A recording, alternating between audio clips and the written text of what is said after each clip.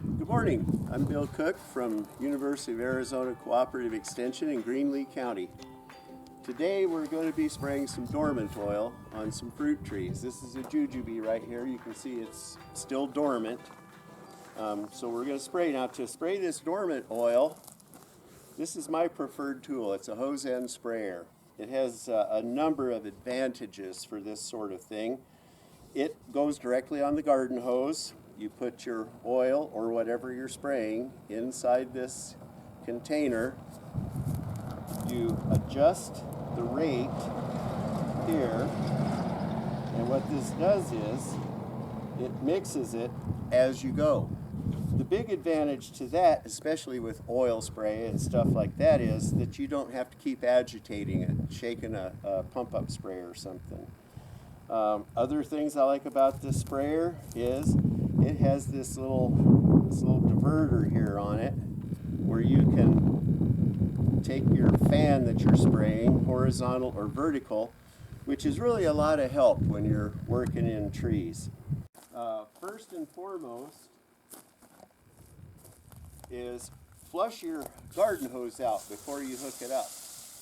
If there's any spiders or leaves or anything like that, if your hose has been laying on the ground, those things can flush through the hose and plug up the sprayer and negate your efforts by altering the dilution. So now that this is nice and clean, we're ready to use it. So we just screw it right on here. Diverter I was talking about, you can see that this will give you a nice horizontal or vertical pattern like this, or a nice horizontal pattern like that. And that's a lot of help when you start spraying. So say we just bought this thing or we used it and we're thinking it didn't really use the amount it should have. In a case like that, what you'll do is you'll just check the calibration.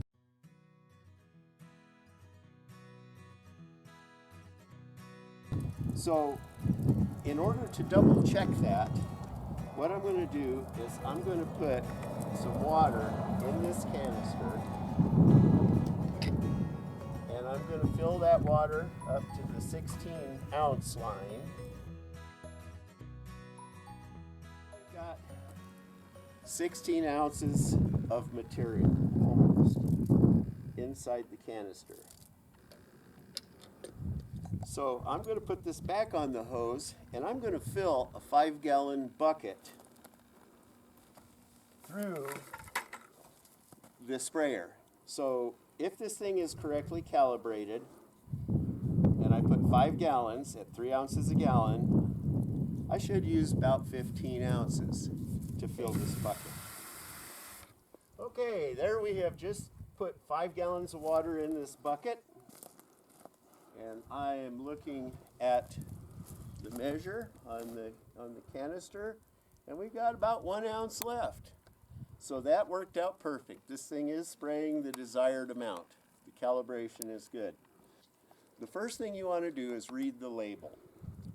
The label is some really useful information. As a matter of fact, you should read a label before you even purchase a material to put on your trees to make sure it's made for what it is you're doing.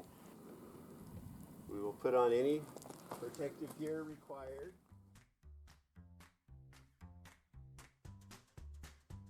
So the other day when we were shooting this video, the wind came up just as we were getting ready to spray, and that's kind of a big no-no, spraying when the wind blows. So we waited. Never hurts to wait. So we've flushed out the hose, got all the dirt and the bugs out. We've tested the sprayer so we know that it's putting out the amount that we want. And we've read the label. We've got our safety precautions here. We've got our gloves, eye protection, long sleeves. We're ready to spray.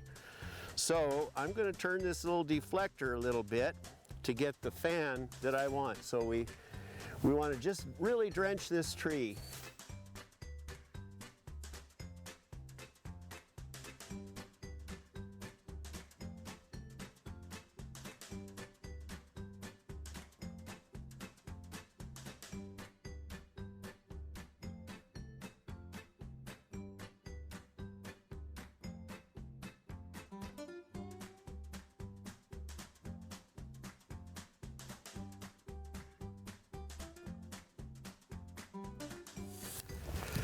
And that's all there is to it.